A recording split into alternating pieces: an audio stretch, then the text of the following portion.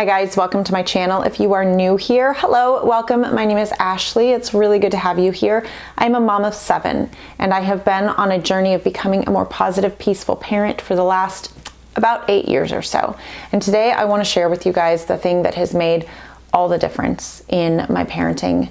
And it's a hard pill to swallow, at least it was for me, but I truly want to give you hope. That is the purpose of me sharing this with you, is so that you have hope in your parenting with your children. Things can change. It can be different. And so if you're here for that, let's dive in. Now I know that the title of this video is kind of like, ouch, really? I'm the problem? Most of the time, yes. Most of the time, it is our anxieties, insecurities, and expectations that cause all of the issues in our home. I had made the decision years prior that I was no longer going to use corporal punishment with my children. We do not spank in our house. I do not believe that it is necessary to raise good, godly, kind, wonderful children into adults. In fact, I think that it is detrimental to children, to your relationship with your child, and to the person they will become in the future. So I had made the decision not to spank my kids. But I was still feeling like everything was so out of control. I was constantly yelling at my kids, constantly just flying off the handle, angry with them, using shaming language with them. Why can't you just? Why don't you just? All of those kinds of things that are harmful to our relationship with our kids. And a few years back, I went to a class that truly changed everything for me. And it seems so simple. Like, why did I not get this before? I attended a class called Scream-Free Parenting, The Power of Calm, and it changed everything for me. The main premise of Scream-Free Parenting, I will have the book linked down below, but if you can find a group in your area, I think if you go to the Scream-Free Parenting website, you might be able to search classes in your area, or if you want to purchase the DVD kit and the workbooks and do it with, a church group or a mom's group or whatever. I think doing it with other people and talking through the concepts is really, really helpful. But you could just read the book and start to implement it into your own home. But the book is Scream-Free Parenting, and the class was Scream-Free Parenting. And it is all based around the idea that the only person that you can control is yourself. I know you guys have heard me say this. If you're not new here, you've heard me say this a million bajillion times. You cannot control your child. You can only control you. And that is why I say that this is meant to give you hope. Because if you go through your parenting years, attempting to manipulate and control the behavior of your children and doing all of these rewards and punishments and all of these things to try to get them to do what you want them to do, you are going to spend your parenting years struggling against your kids all the time. However, if you can take control of yourself, if you can take control of your anxieties and your fears, and I don't mean this in I'm scared that my kid's gonna, run out in the street and get hit by a car. Of course, that can be a parenting situation where we might respond in a super over-the-top, angry manner because of our fear of what might happen to our child if they don't listen. I'm also talking about the long-term fears, that we don't even necessarily consciously think about. The ones that tell us that if I don't get my kid to listen to me right now, they're gonna grow up to be a criminal and they're never gonna be anything worthwhile. And if I don't force them to do their homework every night and get straight A's, then they're going to fail at life and they'll have a miserable, and this kid will be living in my basement forever. You have to calm your anxieties and your fears. And you have to take control over yourself and your responses to your children, because there's only one person in this world that you can control, and that is you. And that was one of the most light bulb moments for me, but also one of the hardest things to actually implement. One of the hardest things to actually do is to be the adult and not expect my kids to behave so that, have you ever said that? You're making me mad. You've handed, as he says in the class in Scream Free, you've just handed your child your remote control and said, Here's all of my buttons. Push away, kid, because you have the power to change how I feel. You have the power to change my day, to change my responses. And we shouldn't ever give that much power or control to anyone. And oftentimes when we say, they just make me so angry, what we're saying is, I can't control myself. I can't be an adult. So I need my child, my immature, young, untaught child, to be an adult because I can't handle it. And I have actually called my husband in times past and said, I'm having a really hard time being the adult right now. I'm having a really hard time being the adult right now. Just acknowledging that we have to own our behavior and be grown-ups is hard. It can be really hard. Some people might just naturally be super good at this kind of thing, and it's never a struggle for them. But I am a controlling person by nature. That's a very fleshly part of me that I want to die, and I pray and I ask the Lord all the time to help me surrender to Him and give up that need to control so that I can live a life surrendered to Him. And it applies to my parenting too. I have to surrender my need to control these 7 people in my house. Oh my gosh, do you know how exhausting it is to try to control the behavior of 7 other people? It's very tiring. But if I can focus on only controlling myself, then I can control my responses towards my kids when they are not responding to me the way that I want them to. Another thing that I really was able to realize when I started learning to control my own behavior was how much our children mirror what they see. So how much of our children's behaviors are not taught by mouth, but by action. So when one of my children does something that I don't like, something that I think is unkind or disrespectful, how I respond to them in that moment teaches them how to respond to their siblings.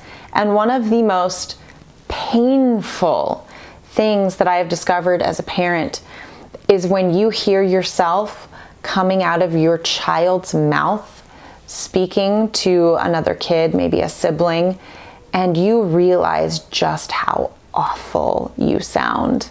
Hearing yourself come out of the mouth of a 6 or 7-year-old is like a punch in the gut.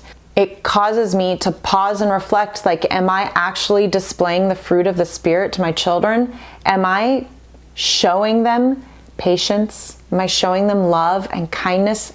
Am I showing them self-control? When I'm upset, do I fly off the handle and scream at my kids? Or do I have self-control?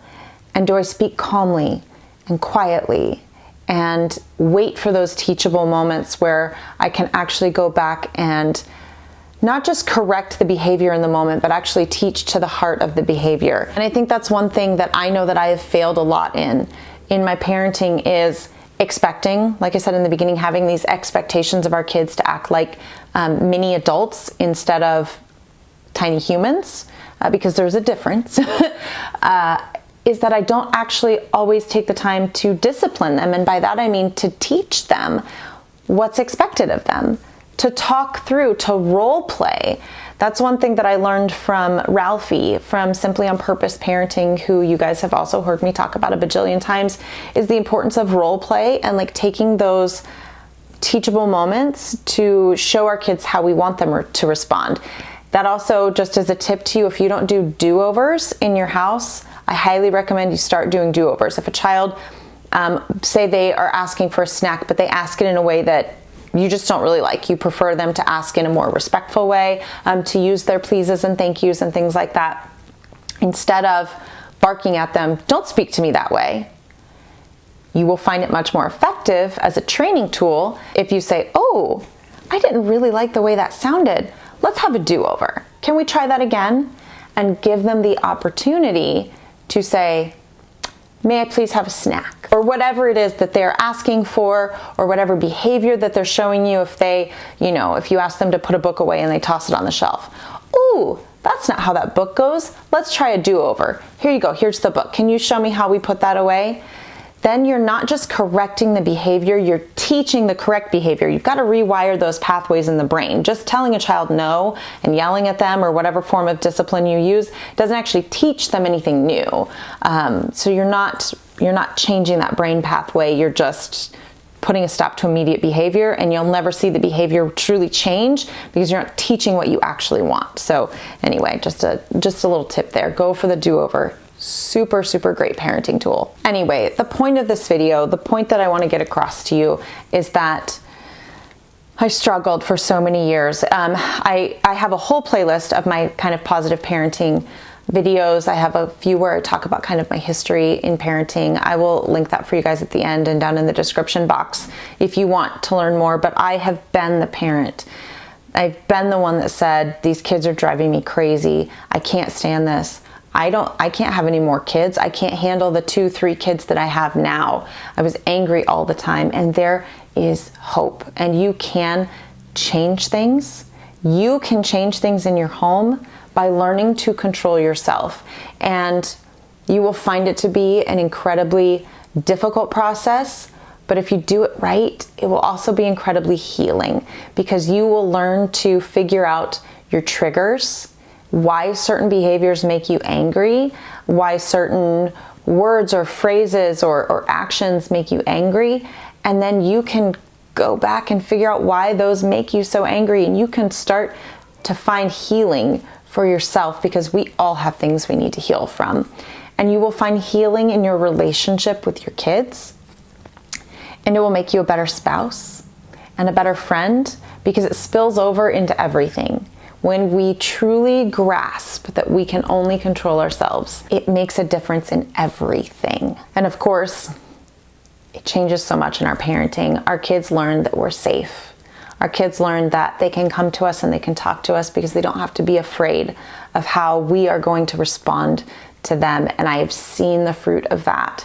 I don't share a lot specifically about my individual children because privacy, and they are owed that, and it's not within my rights to share their business with the world.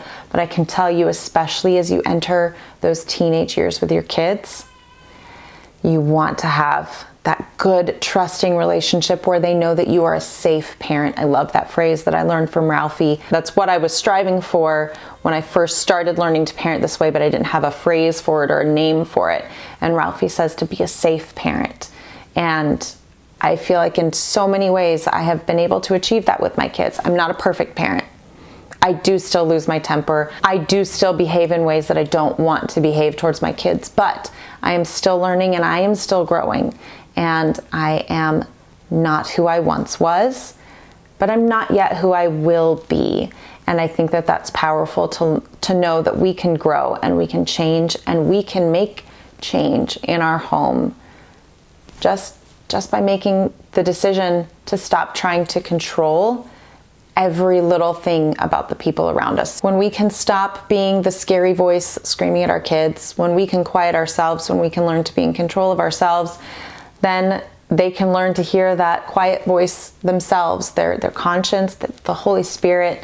When they're not hearing our angry squawk, squawk, squawk anymore, it gives space for those things to blossom and grow in our kids. And I think that's definitely a positive. So I hope this video gave you a little bit of hope, a little bit of inspiration, a little bit of encouragement to take that step to really begin to claim control over yourself. I will have my positive parenting playlist up here for you guys. There's a button right down here for you to hit to subscribe to my channel if you aren't subscribed already. I make videos like this every Monday, Wednesday, and Friday, and I would love to have you here. Thanks, guys. I will see you soon. Mwah. Be blessed.